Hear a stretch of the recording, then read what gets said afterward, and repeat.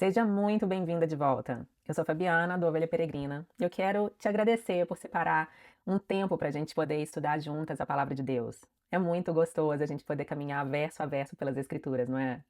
E antes da gente começar, se você ainda não se inscreveu no nosso canal, por favor, se inscreva, ative as notificações para que você não perca nenhuma atualização, deixe seu like, compartilhe esse vídeo com alguém, abençoe alguém que você quer ver crescendo na palavra de Deus.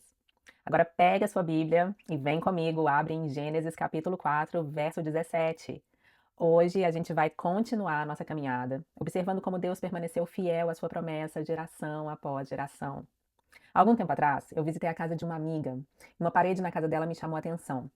Ela tinha pendurado uma coleção de fotografias antigas, porta-retratos antigos também. E algumas dessas fotos, elas eram preta e branca, outras já estavam amareladas ali pelo tempo. De um lado estavam os familiares dela, do outro os familiares do marido. E enquanto eu observava aquelas fotos, ela começou a me contar a história de cada uma delas. Ela falou dos trisavós que chegaram, deixaram as suas cidades em busca de uma vida melhor, de casamentos, de mudanças, de perdas, recomeços, de como a fé mudou a história da vida deles. E aos poucos, aqueles rostos desconhecidos deixaram de ser apenas fotografias antigas. Eles passaram a contar a história da família que hoje existe ali diante de mim. Então ela me disse algo que eu nunca esqueci. Ela disse que ela mantinha aquelas fotos na parede para que os filhos dela soubessem de onde vieram. E eu achei aquilo maravilhoso, porque conhecer a história nos ajuda a compreender a nossa identidade, de onde nós viemos. As genealogias de Gênesis, elas cumprem uma função muito parecida. Elas contam histórias. À primeira vista, elas parecem apenas uma lista de nomes difíceis de pronunciar, mas Moisés não está simplesmente registrando uma árvore genealógica. Ele está contando a história da fidelidade de Deus através de gerações. Na última aula, a gente encerrou a exposição em Gênesis capítulo 4, verso 16, né? A gente viu Caim deixando a presença do Senhor, indo habitar na terra de Nod, ao oriente do Éden, né, da região do Éden. O primeiro homicídio havia acontecido, o pecado mostrou a sua força destrutiva, e o homem que recusou a ouvir a advertência de Deus agora vivia afastado da presença do Senhor. E aí a gente chega ao restante do capítulo 4 e vai entrar no capítulo 5. E em vez de diálogos e conflitos e acontecimentos marcantes, a gente encontra uma longa sequência de nomes. E se a gente for sincera, é aqui justamente, né, nessas sequências de nomes, que muitas de nós costumamos passar rapidamente, só escanear ali, mas não dessa vez. Porque nada na palavra de Deus está ali por acaso. Deus se importa com nomes e nós também deveríamos nos importar. Se Moisés registrou essas genealogias, é porque elas fazem parte da mensagem que Deus deseja comunicar. Ao longo desse estudo, a gente vai ver que esses nomes contam muito mais do que a história de uma família. Eles preservam a história da redenção. Eles mostram que Deus continua conduzindo a história geração após geração. Também revelam algo muito precioso sobre o caráter de Deus. Quando nós olhamos para uma multidão, a gente enxerga pessoas, um monte de gente. Mas Deus vê indivíduos. Ele conhece famílias, conhece gerações, conhece cada um de nós, seus filhos, pelo nome. Isso também nos traz grande conforto, porque nossas vidas podem parecer pequenas, silenciosas aos nossos próprios olhos, mas jamais passam despercebidas diante do Senhor. O Deus que registra nomes em Gênesis é o mesmo Deus que conhece as suas ovelhas pelo nome e que jamais se esquece daqueles que lhe pertencem. Há ainda outro aspecto importante que deve chamar nossa atenção aqui nessa narrativa. Moisés coloca diante de nós duas genealogias. Primeiro a descendência de Caim, depois a descendência de Sete. E essas listas elas foram colocadas lado a lado para serem comparadas. A gente vê que ambas linhagens continuam cumprindo o mandato cultural dado por Deus na criação. A gente encontra famílias, trabalho, cidades, desenvolvimento da cultura e o crescimento da humanidade. A diferença não está nas realizações humanas, está na direção do coração. Uma linhagem vive cada vez mais distante de Deus, a outra, a gente encontra homens que invocam o nome do Senhor, andam com ele e preservam a esperança da promessa. É essa história que Moisés quer que a gente acompanhe. Então vamos ao texto? Capítulo 4, verso 17 diz assim: E Caim teve relações com sua mulher, ela ficou grávida e deu à luz Enoque. Caim edificou uma cidade e chamou de Enoque o nome de seu filho. Na última aula, a gente viu que Caim deixou a presença do Senhor e foi habitar na terra de Nod. O próprio nome da cidade já estava relacionado à ideia de andar errante. Deus havia declarado que Caim viveria como fugitivo, peregrino sobre a terra. Agora, a primeira informação que a gente recebe sobre a sua vida é que ele constitui uma família e edifica uma cidade. Vamos abrir um parênteses aqui. Antes da gente seguir em frente, vale esclarecer uma pergunta que sempre surge quando a gente lê esse texto. De onde veio a esposa de Caim? E Gênesis não responde diretamente essa questão porque não parece ser o interesse do autor aqui. Mas logo no capítulo 5, a gente é informada de que Adão teve filhos e filhas, né? Tá ali no capítulo 5, verso 4, a gente vai chegar lá. Nesse estágio inicial aqui da humanidade, os descendentes de Adão necessariamente formavam famílias entre si. Só muito mais tarde, quando a população já havia se multiplicado, é que Deus vai proibir esse tipo de casamento por meio da sua lei. Mas você precisa se lembrar que Adão viveu 930 anos. Então, muitos filhos nasceram e desses filhos, outros muitos filhos. Quem gosta de estudar e pensar na matemática por trás das gerações, das genealogias, aponta que até o final da vida de Adão existiam cerca de 1 milhão de descendentes dele. Mas o foco de Moisés não está na origem da esposa de Caim. O seu interesse está naquilo que Caim faz. O texto nos diz que ele edificou uma cidade e que deu o nome do seu filho àquela cidade. Essa é a primeira cidade mencionada em toda a Bíblia. E isso merece a nossa atenção. Até aqui, o cenário de Gênesis era composto por jardins, campos, pastagens. Agora surge uma cidade. Ao longo das escrituras, as cidades vão desempenhar papéis importantes. Algumas vão ser marcadas pela rebelião contra Deus, como Babel. Outras vão se tornar centro da adoração verdadeira, como é o caso de Jerusalém. E a própria história da Bíblia termina com a descrição da nova Jerusalém descendo dos céus. Mas por que Caim constrói uma cidade? O texto não diz explicitamente, mas a posição aqui desse trecho na narrativa sugere uma ironia bem significativa. Porque o homem que havia sido condenado a viver como fugitivo, errante, agora ele procura estabelecer permanência. Aquele que havia deixado a presença do Senhor tenta construir estabilidade para si e para sua descendência. E dar à cidade o nome do seu filho também revela esse desejo de perpetuar um legado. Caim está procurando construir algo que permaneça depois dele. E cidades são uma expressão da capacidade criativa que o próprio Criador concedeu ao ser humano. É parte do mandato cultural. Cidades manifestam organização, cooperação, domínio sobre a criação e desenvolvimento da cultura. E Gênesis nos mostra que a civilização pode florescer mesmo quando o coração permanece distante de Deus. Essa vai ser uma das grandes lições da descendência de Caim. A gente vai ver um extraordinário desenvolvimento cultural. Surgiram pastores, músicos, artesãos especializados no trabalho com metais. Veja que o problema nunca será a cultura em si. O problema será uma cultura construída por homens que vivem afastados do Criador. É justamente essa tensão que Moisés deseja que a gente acompanhe enquanto a gente percorre essa genealogia. A partir do verso 18, Moisés continua apresentando a descendência de Caim. Lê comigo. Verso 18. A Enoque nasceu Irade. Irade gerou Meujael. Meujael gerou Metusael e Metusael gerou Lameque. Na cultura hebraica, os nomes muitas vezes não aparecem só para identificar pessoas. Eles fazem parte da própria narrativa. Frequentemente, os nomes carregam expectativas dos pais. Eles podem refletir circunstâncias do nascimento, podem preservar a memória e acontecimentos importantes. Eles podem antecipar aspectos que vão ser desenvolvidos ao longo da história também. Por isso, sempre que o texto chamar nossa atenção para algum nome ou para o seu significado, vale a pena a gente perguntar o que o autor deseja comunicar por meio desse nome. Na verdade, esse é um tema que também atravessa toda a Bíblia, porque nas Escrituras, os nomes, né? O nome está profundamente ligado à identidade, ao caráter e ao propósito da pessoa. Não é por acaso que a gente encontra tantos episódios em que Deus até muda o nome de alguém. Abrão torna-se Abraão, porque Deus faz dele o pai de uma multidão de nações. Sarai passa a ser Sara, como sinal da promessa que Deus cumpriria ali por meio dela. Jacó recebe o nome de Israel depois do seu encontro com Deus. E no Novo Testamento, lembra de Simão? Jesus troca o nome dele por Pedro, passa a chamar ele de Pedro. Em cada um desses casos, a mudança do nome não é apenas uma troca de palavras, ela simboliza uma nova identidade concedida pelo próprio Deus. Essa realidade culmina na esperança apresentada no livro de Apocalipse. Aos que perseveram em Cristo, Deus promete um novo nome, conhecido plenamente por Ele. Então, desde Gênesis até Apocalipse, a gente vê que Deus não apenas conhece o nome dos seus filhos, mas também é aquele que define a sua verdadeira identidade. Por isso, quando a gente lê as genealogias, a gente não está diante simplesmente de uma lista de pessoas. Estamos acompanhando a história de homens e mulheres cujas vidas foram preservadas nas páginas da Escritura, porque fazem parte da grande história da redenção. E aí a gente chega a Lameque, e a gente tem um relato sobre ele. Sempre que uma genealogia desacelera, a gente deve se perguntar por quê, o que está acontecendo, o que, que o narrador está sinalizando que esse personagem mereça a nossa atenção. Lameque vai ser o ponto culminante da descendência de Caim. E a primeira informação que a gente recebe sobre ele já revela muito sobre o seu caráter. Veja o verso 19. Lameque tomou para si duas esposas. O nome de uma era Ada, o nome de outra era Zilá. Até esse momento da história bíblica, Deus havia apresentado apenas um modelo para o casamento.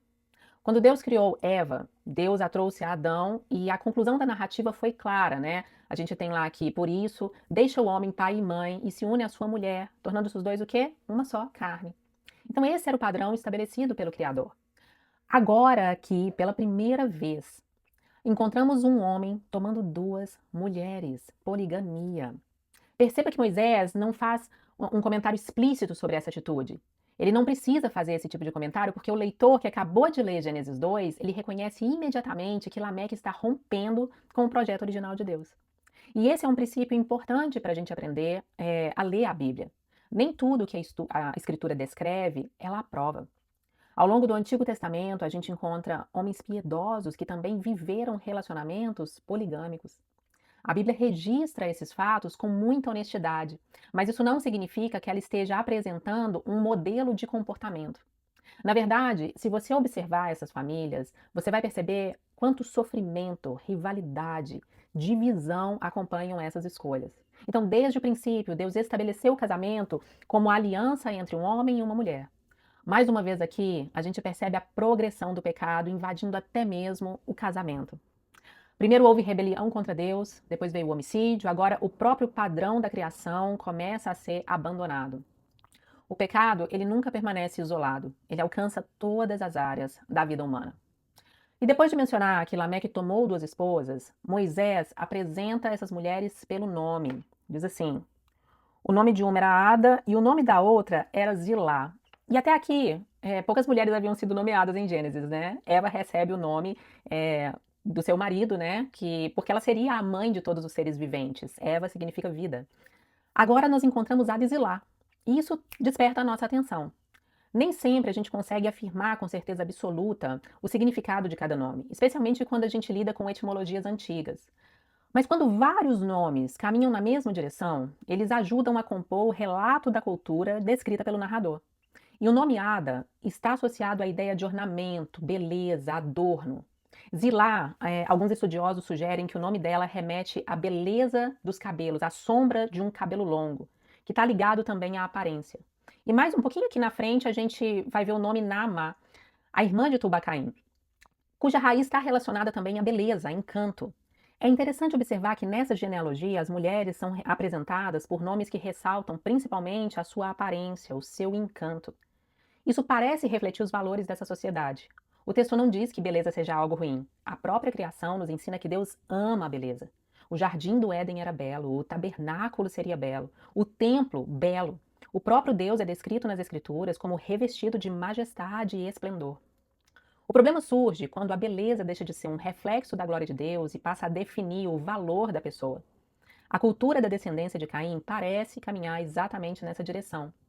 As mulheres aparecem associadas ao encanto exterior, enquanto os homens, eles são lembrados por sua força, suas realizações e, no caso de Lameque, por sua violência. Já começamos a perceber os efeitos da queda sobre os relacionamentos e sobre o valor do ser humano. No Éden, o homem e a mulher haviam sido apresentados como companheiros que juntos refletiam a imagem de Deus e recebiam a missão de frutificar, governar e cultivar a criação. Agora, aos poucos, capítulos depois, a gente encontra uma sociedade em que os relacionamentos já começam a ser marcados pela posse, pelo poder, pela distorção do propósito original de Deus para homens e mulheres. Essa também é uma oportunidade para examinarmos a nossa própria cultura. Toda sociedade comunica seus valores. Aquilo que celebramos revela aquilo que adoramos.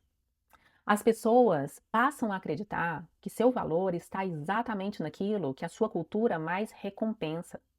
Por isso, vale a pena perguntar: o que a nossa cultura considera belo? O que ela considera digno de admiração?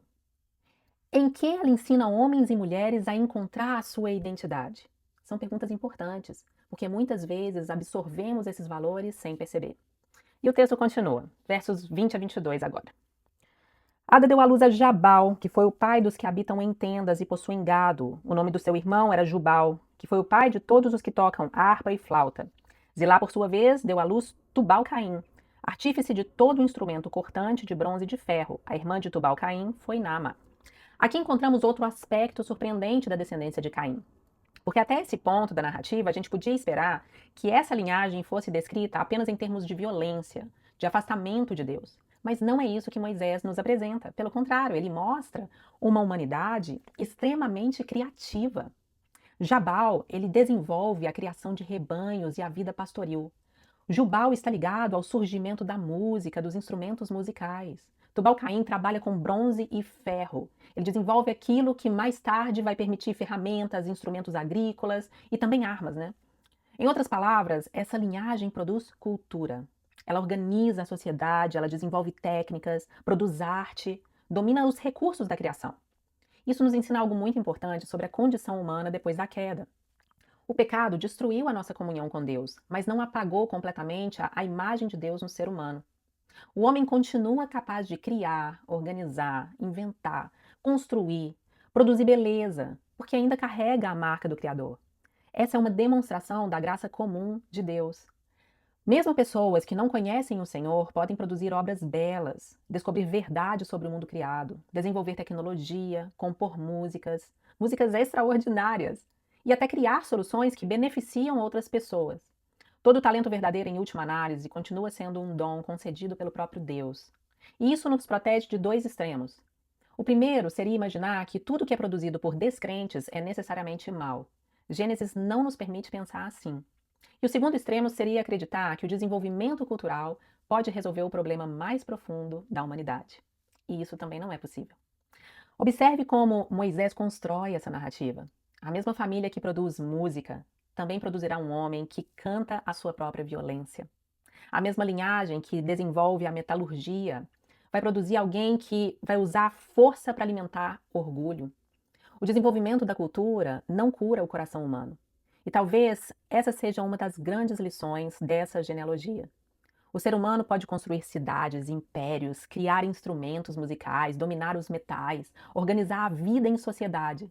Mas nenhuma dessas conquistas é capaz de desfazer a maldição do Éden. Nenhuma delas pode vencer o pecado. Nenhuma delas pode reconciliar o homem com Deus. Por isso, a esperança da humanidade nunca esteve na cultura, por mais importante que ela seja. A esperança sempre esteve na promessa feita por Deus de levantar a descendência, o descendente, que pisaria a cabeça da serpente. E aí, depois de apresentar as esposas, os filhos de Lameque e o desenvolvimento cultural da sua descendência, Moisés nos apresenta um discurso de Lameque. E como nós já vimos antes, discursos, diálogos são importantes porque revelam o coração. E o que ouviremos de Lameque, infelizmente, não é uma oração, nenhuma bênção, nenhum cântico de gratidão, mas é um poema que celebra a violência. Veja comigo os versos 23 e 24. E Lameque disse às suas esposas: Hades e Zilá, ouçam o que eu digo. Vocês, mulheres de Lameque, escutem o que passo a dizer. Matei um homem porque me feriu e um jovem porque me machucou. Se Caim é vingado 7 vezes, Lameque será vingado 70 vezes 7. Esse é o primeiro poema registrado depois da queda. Antes do pecado, a gente encontra Adão celebrando a criação da mulher. Essa é, afinal, o osso dos meus ossos, se lembra? Pois é. Agora nós encontramos um homem celebrando um homicídio. A poesia, ela continua existindo, a capacidade artística, ela continua presente.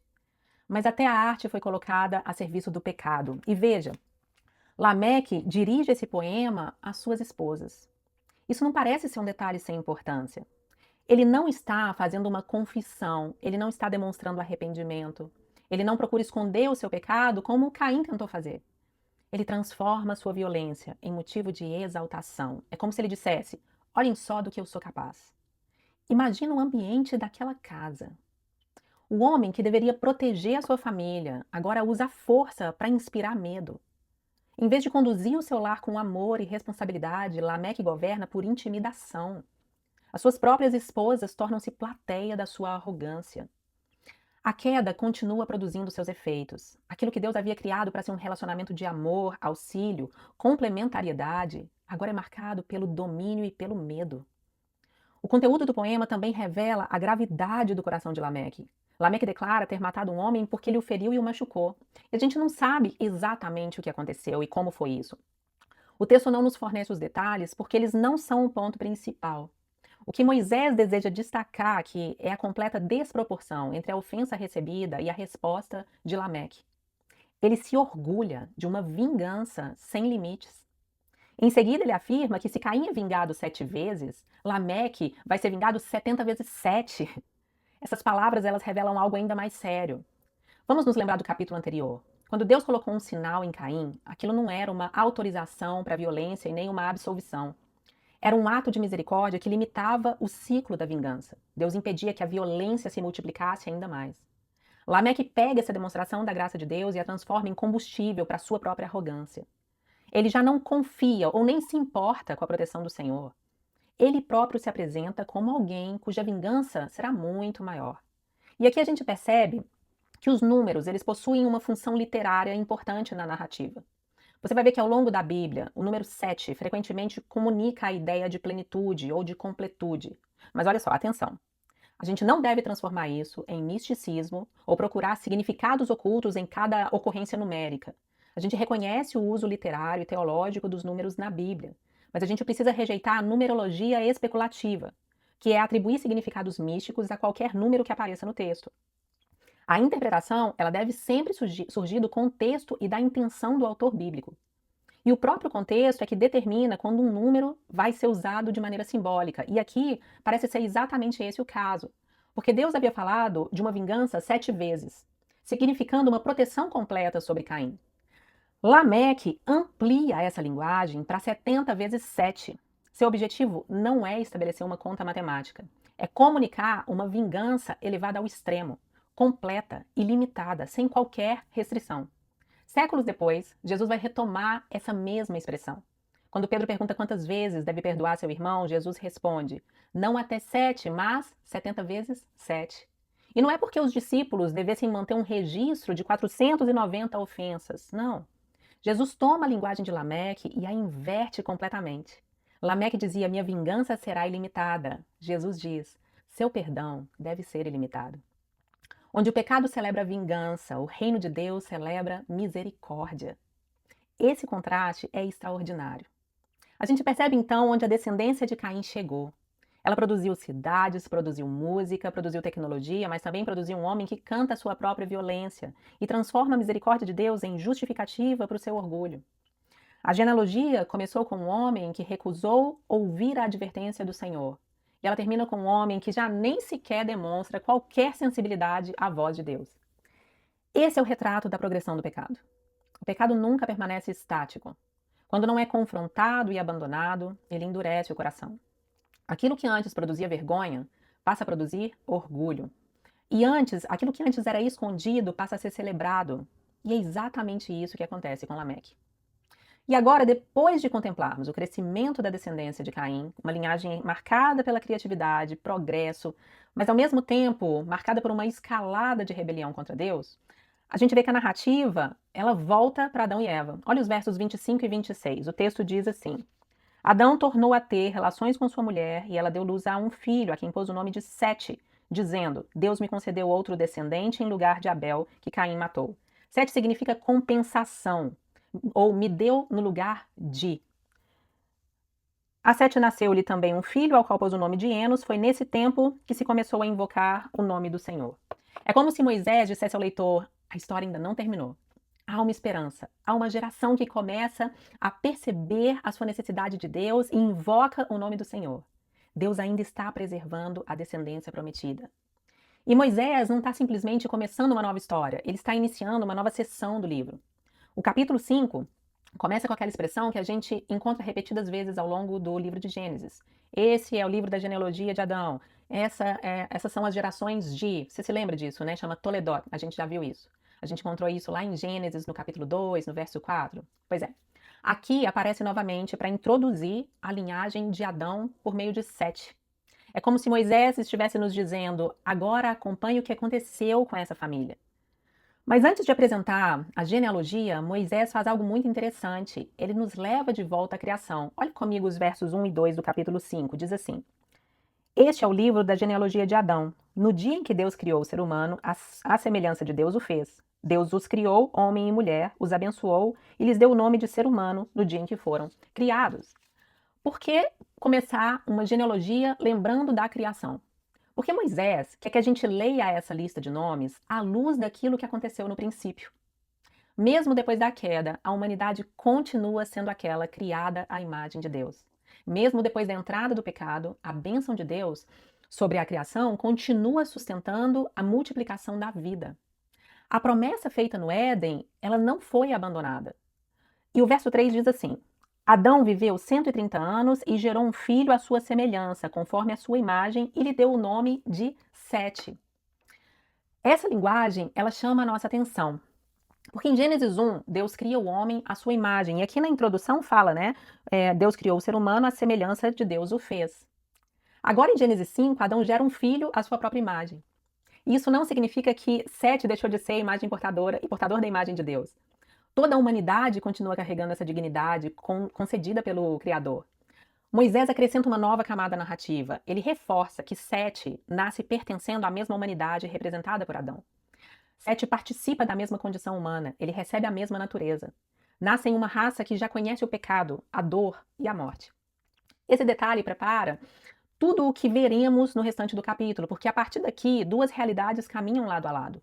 A vida continua sendo transmitida de geração em geração, filhos continuam nascendo, a linhagem prometida continua preservada, Deus permanece fiel à sua palavra. Mas a morte acompanha cada uma dessas gerações. É exatamente isso que a genealogia começa a enfatizar. E aqui começa um refrão que vai dos versos 4 ao 20. Uma fórmula que Moisés repete por vários versos. Ele informa quantos anos alguém viveu, relata o nascimento de um filho, menciona que teve outros filhos e filhas e encerra sempre da mesma maneira. E morreu. Se em Gênesis 1 nós vimos uma repetição, Gênesis 1 era marcado por repetições. E Deus disse, e assim se fez, e Deus viu que era bom. Pois é. Agora Gênesis 5 possui outro ritmo. O refrão já não celebra a vida que floresce. Ele nos lembra, geração após geração, a consequência do pecado. E morreu, e morreu, e morreu. É impossível ler esse capítulo sem ouvir por trás desse refrão as palavras pronunciadas por Deus no jardim, porque tu és pó e ao pó tornarás. Ao mesmo tempo, essa repetição desmascara a mentira da serpente. A serpente havia prometido: é certo que não morrereis. Mas toda essa genealogia responde: vocês morrerão. Geração após geração morrerão. Deus falou a verdade. Mesmo homens que viveram mais de 900 anos não escaparam da sentença pronunciada em Gênesis 3. A morte pode ter demorado séculos para eles, mas ela chegou. Isso também nos lembra que a palavra de Deus sempre se cumpre. Às vezes o juízo parece tardar e nós somos tentadas a pensar que Deus se esqueceu daquilo que ele disse. Mas Gênesis 5 nos ensina justamente ao contrário. A serpente mentiu. Deus nunca mente. Ao mesmo tempo, Moisés não quer apenas que a gente sinta o peso da morte. Ele está construindo aqui uma expectativa. Começamos quase a esperar que a mesma frase encerre todas as histórias, até que, de repente, o padrão é interrompido. E é justamente aí que encontramos um personagem extraordinário, Enoque. Não perca de vista que a gente tem aqui duas genealogias colocadas lado a lado, se lembra disso, né? Na descendência de Caim, o personagem que recebeu o maior destaque foi Lameque. Agora, na descendência de Sete, o personagem que ocupa essa posição é Enoque. Moisés quer que a gente compare esses dois homens. Lameque representa o auge da humanidade que vive para si mesma. É um homem que celebra a violência, que confia na própria força e que é marcada pelo orgulho, pela arrogância. Enoque representa exatamente o oposto. Enquanto um canta a sua vingança, o outro anda com Deus. O contraste não poderia ser maior. Olha aqui o que diz nos versos 21 e 22. Enoque viveu 65 anos e gerou Metusalém. Enoque andou com Deus e depois que gerou Metusalém viveu 300 anos e teve filhos e filhas. Uma expressão chama imediatamente a nossa atenção. Enoque andou com Deus. É uma imagem de comunhão, de relacionamento, de intimidade, de uma vida conduzida na presença de Deus. Essa linguagem nos faz lembrar imediatamente do Jardim do Éden. Ali, antes da queda, Deus caminhava com o homem em perfeita comunhão. O pecado rompeu esse relacionamento. Adão e Eva se esconderam da presença do Senhor. Mas agora, em meio a uma humanidade cada vez mais marcada pela violência e pela morte, encontramos um homem cuja vida é novamente descrita por essa comunhão restaurada. Enoque anda com Deus. E isso também nos ensina algo muito importante. Andar com Deus não descreve um momento isolado de entusiasmo espiritual. Descreve uma caminhada, uma perseverança, uma jornada, uma vida inteira orientada pela presença do Senhor. E a gente chega no verso 24. Enoque andou com Deus, veja novamente, e não foi mais visto porque Deus o levou para junto de si. Em outra versão diz que Enoque andou com Deus e já não era, porque Deus o tomou para si. E aqui a gente não leu e morreu. A gente lê, Deus o tomou para si, o levou para junto de si. Perceba a força literária desse momento. Depois de ouvir 7 vezes que todos morreram, o leitor já espera automaticamente encontrar a mesma frase novamente, e morreu, mas não. A morte que parecia dominar completamente a narrativa encontra aqui a sua primeira exceção.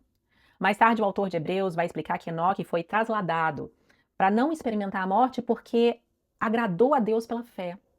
Judas também fala de Enoque como um homem que anunciou o juízo de Deus sobre uma geração ímpia. Veja que Enoque proclamava o nome de Deus. Ele era um pregador do juízo divino.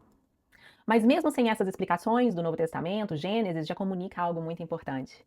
A morte não terá a última palavra. Ainda estamos em um mundo marcado pela queda, ainda vivemos repetidamente, ainda ouvimos repetidamente e vivemos, e morreu, e morreu, e morreu. Mas Deus mostra que possui autoridade sobre a morte. É como se em meio ao peso dessa genealogia, uma janela de esperança fosse aberta. Existe uma realidade além da morte, existe comunhão com Deus, existe esperança para aqueles que andam com Deus. Outro detalhe que chama a atenção é que Enoque viveu apenas 365 anos e, comparado aos demais aqui da narrativa, foi uma vida relativamente curta, né? Mas Moisés parece estar nos ensinando que a grandeza de uma vida não é medida pela sua duração, é medida por quem caminhamos ao longo dela. Enquanto outros viveram mais de 900 anos e terminaram com o mesmo refrão, e morreu, e morreu, e morreu, Enoque é lembrado por algo super importante. Ele andou com Deus. Essa talvez seja uma das aplicações mais preciosas desse texto, porque a gente vive em uma cultura que mede a vida por conquistas, produtividade, influência ou até longevidade. Mas Deus olha para outra coisa. A pergunta não é apenas quantos anos vivemos, nem quantas realizações nós acumulamos. A pergunta é com quem caminhamos. Porque nosso propósito maior continua sendo glorificar a Deus e desfrutar dele para sempre. Uma vida dedicada ao Senhor nunca é desperdiçada. E depois de Enoque, a genealogia continua. Metusalém gera Lameque, Lameque gera um filho que vai receber um destaque em toda a narrativa de Gênesis e até na Escritura. Antes, porém, vale fazer uma breve observação sobre Metusalém. O nome Metusalém ele é objeto de bastante discussão entre os estudiosos. E uma das possibilidades de tradução do seu nome é algo como quando ele morrer, virá, ou na sua morte, isso virá. E alguns intérpretes eles chamam atenção para um detalhe interessante. Se a gente somar as idades registradas na genealogia, Metusalém morre justamente no mesmo ano em que o dilúvio acontece. Se essa interpretação estiver correta, o seu nome funcionaria como uma espécie de anúncio do juízo que viria sobre a Terra. E é uma observação bastante interessante e coerente com a cronologia apresentada por Gênesis. Mas é importante a gente fazer uma distinção. O texto bíblico não afirma explicitamente que esse era o significado pretendido por Moisés. A cronologia realmente permite essa leitura, mas o narrador nunca estabelece essa conexão de forma direta. Por isso é melhor a gente receber essa ideia como uma possibilidade, bastante plausível até, mas não é o principal ensino da passagem. Mesmo assim, ela nos ajuda a contemplar uma verdade que toda a Escritura afirma com muita clareza. Deus é paciente. Se realmente o juízo veio apenas quando a longa vida de Metusalém chegou ao fim, isso apenas reforçaria aquilo que a gente vê repetidamente ao longo da Bíblia. Deus é longânimo, paciente e concede tempo para que os homens se arrependam. Mas o ponto principal dessa narrativa não está em Metusalém. Está no filho que vai nascer da linhagem ali de Lameque. E o texto prossegue, vamos aos versos 28 e 29, diz assim: Lameque viveu 182 anos e gerou um filho. Deu-lhe o nome de Noé, dizendo: Este nos consolará dos nossos trabalhos e das fadigas de nossas mãos nesta terra que o Senhor amaldiçoou. Pela primeira vez, desde o nascimento de Sete, Moisés registra a explicação dada pelos pais para o nome de um filho. Isso é significativo. Na Bíblia, quando o narrador interrompe uma genealogia para explicar um nome, normalmente esse nome vai ter importância para o desenvolvimento da história. O nome Noé está relacionado à ideia de descanso, alívio, consolo. Mas o mais importante não é apenas o significado do nome, É a explicação dada por Lameque. Olha as palavras dele. Este nos consolará dos nossos trabalhos e das fadigas de nossas mãos nessa terra que o Senhor amaldiçoou. Pela primeira vez desde Gênesis 3, alguém menciona explicitamente a maldição da terra. Lameque compreende que o sofrimento da humanidade não é um acaso da história. Ele sabe por que o trabalho é cansativo. Ele sabe por que a terra produz espinhos. Ele sabe que toda a criação ainda vive sob os efeitos da sentença pronunciada por Deus no Éden. Mas suas palavras revelam algo ainda mais profundo, elas revelam esperança. Apesar da maldição, Lameque acredita que Deus não abandonou suas promessas. Ele espera que por meio daquele filho venha o descanso que toda a humanidade anseia experimentar. É interessante perceber como essa expectativa atravessa gerações. Eva olhou para Caim com esperança, depois ela olha para Sete da mesma forma, né? O descendente que Deus havia lhe concedido no lugar de Abel. E mais na frente, Lameque olha para Noé. Cada geração parece perguntar: será esse o descendente prometido? E a resposta continua sendo: ainda não. Iremos ver que Noé realmente vai desempenhar um papel fundamental na história da redenção. Mas o descanso que Noé trará vai ser apenas parcial. A maldição não vai ser removida definitivamente. A terra vai continuar aguardando a sua plena restauração. Como tantas outras figuras de Gênesis, Noé aponta para alguém maior do que ele. Séculos depois, outro filho nasceria, e seria quem faria o convite que toda genealogia pretende e parece antecipar. Vinde a mim os cansados e sobrecarregados, e eu os aliviarei. É nele, é em Jesus, que o verdadeiro descanso prometido desde o Éden finalmente encontra o seu cumprimento. A genealogia então se aproxima do fim, e no verso 32 diz que era Noé da idade de 500 anos e gerou Sem, Cã e Jafé. Esse versículo funciona como uma ponte para a próxima grande sessão de Gênesis. Até aqui, Moisés conduziu rapidamente cerca de 10 gerações. Agora, a narrativa dá uma freada novamente. E a partir do capítulo seguinte, a gente vai deixar de acompanhar apenas nomes e a gente passa a acompanhar a história por meio de quem Deus vai preservar a sua promessa em meio ao juízo. E antes da gente encerrar nosso estudo, vale a gente fazer a pergunta que sempre a gente tem procurado responder ao longo dessa série. O que essa passagem significou para os primeiros ouvintes de Moisés? Se lembrem, né, de quem eram os primeiros ouvintes de Moisés, né? O povo que havia saído do Egito. Você está com seu marcador aí? Eu espero que sim. O povo que tinha saído do Egito e que viveu durante séculos cercados por uma cultura pagã, ouvindo histórias de reis que buscavam imortalidade, deuses violentos, impérios que prometiam segurança e grandeza. E agora esse povo estava prestes a entrar na Terra Prometida. Deus estava contando a eles a verdadeira história da humanidade. Gênesis 4 e 5 ensinam Israel que a verdadeira diferença entre as pessoas nunca esteve nas suas realizações, mas na direção do seu coração. A linhagem de Caim demonstra que é possível construir cidades, desenvolver arte, produzir beleza, aperfeiçoar a tecnologia e ainda assim viver distante de Deus.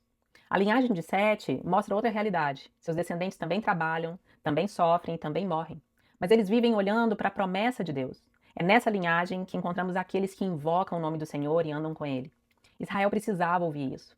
Porque ao entrar em Canaã, eles encontrariam cidades maiores do que as suas, povos militarmente mais fortes, culturas sofisticadas, religiões sedutoras. A tentação seria imaginar que o sucesso dessas nações era sinal de que os seus deuses eram superiores.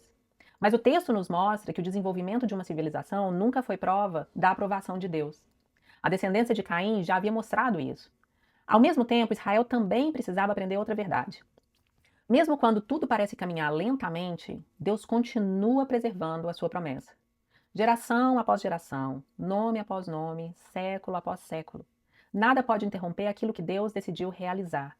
Cada nome era uma evidência da sua fidelidade e isso encorajaria aquele povo. Cada geração era uma prova de que a promessa feita no Éden continuava viva. Enquanto a humanidade seguia morrendo, Deus seguia preservando a linhagem pela qual viria o Redentor. E o que isso significa para nós, né, leitoras do século 21? Nós lemos essa genealogia sabendo de algo que Moisés apenas aguardava. Nós conhecemos o fim da história. Quando a gente abre, por exemplo, o Evangelho de Lucas, a gente encontra outra genealogia. Lucas faz questão de conduzir a linhagem de Jesus não apenas até Abraão. Ele escreve filho de Enos, filho de Sete, filho de Adão, filho de Deus. Essa ligação não é um detalhe. Lucas está dizendo que Jesus pertence à mesma história iniciada em Gênesis. Ele é o descendente prometido, aquele cuja chegada foi aguardada geração após geração. Eva esperou, Sete apontou para essa esperança. Enoque viveu pela fé nessa promessa. Lameque esperou que Noé trouxesse descanso. Noé apontou para algo maior que ele mesmo. E finalmente, na plenitude dos tempos, nasceu aquele que pisaria definitivamente a cabeça da serpente. E é um contraste muito bonito entre Adão e Cristo, porque Adão transmitiu a sua natureza a todos os seus descendentes. Por isso, Gênesis 5 repete continuamente: e morreu, e morreu, e morreu. Cristo, porém, veio como o último Adão. Nele a história ganha um novo rumo. A morte que dominava a genealogia de Gênesis não conseguiu dominá-lo. Ele morreu, mas ele ressuscitou. E por causa da sua ressurreição, o refrão da história mudou para todos aqueles que estão unidos a ele. A morte já não possui a palavra final. Por isso, quando lemos Gênesis 5, lemos esse capítulo à luz do túmulo vazio. Sabemos que a promessa foi cumprida, sabemos que a descendência foi preservada, sabemos que o descanso que Lameque esperava finalmente chegou em Cristo. Sabemos que a comunhão com Deus que Enoque desfrutou será a herança de todo o povo de Deus. E sabemos que a imagem de Deus, tão profundamente afetada pelo pecado, está sendo restaurada em todos aqueles que pertencem a Jesus, até o dia em que o veremos face a face e seremos perfeitamente conformados à sua imagem. Talvez seja justamente essa a maior mensagem das genealogias. Quando a gente olha para uma lista de nomes, a gente enxerga pessoas comuns. Mas quando Deus olha para essa mesma lista, ele vê a história da sua fidelidade. Nenhuma geração foi esquecida, nenhuma promessa falhou, nenhuma palavra foi desperdiçada. O mesmo Deus que conduziu a história desde Adão até Cristo continua conduzindo a história hoje. Nós também fazemos parte dessa história. Vivemos entre a primeira e a segunda vinda de Cristo. Ainda experimentamos o peso da queda, ainda choramos, adoecemos, enfrentamos a morte, mas caminhamos sustentadas pela mesma esperança que atravessa toda a Bíblia. Deus é fiel. Ele cumpriu sua promessa enviando o descendente e ele cumprirá a promessa de fazer novas todas as coisas. Por isso, quando a gente termina Gênesis 5, a gente não fica preso ao refrão e morreu. Nós terminamos olhando para aquele que declarou: eu sou a ressurreição e a vida. Quem crê em mim, ainda que morra, viverá. Essa é a esperança que atravessa todas as genealogias da Bíblia. É a esperança que sustenta a nossa história. E talvez você não saiba o nome dos seus trisavós, como a minha amiga que tem as fotos pregadas lá na sua parede. Talvez ninguém conte a sua história daqui a 100 anos. Mas se você pertence a Cristo, existe uma genealogia muito maior da qual você faz parte. Você foi enxertada na família da fé. E o Deus que conhecia cada nome de Gênesis continua conhecendo cada um dos seus filhos pelo nome. Vamos orar? Pai querido, nós te agradecemos porque geração após geração tu permaneces o mesmo. Enquanto nossa vida é breve, nossos dias passam rapidamente, tua fidelidade nunca falha. Ensina-nos a contar os nossos dias com sabedoria. Que não vivamos para construir apenas nosso próprio nome ou buscar segurança nas coisas dessa vida, mas que, como Enoque, aprendamos a andar contigo em comunhão, confiando que tu és a nossa verdadeira esperança e o nosso descanso. Obrigada porque a história não terminou com a morte, mas com a tua promessa cumprida em Cristo. Obrigada porque o descendente prometido venceu o pecado e venceu a morte, e nele temos a esperança da vida eterna. Enquanto aguardamos o dia em que toda a maldição será finalmente removida, fortalece nossa fé. Confirma a obra das nossas mãos para a tua glória e ajuda-nos a viver cada dia olhando para Jesus, autor e consumador da nossa fé. Em seu nome oramos. Amém.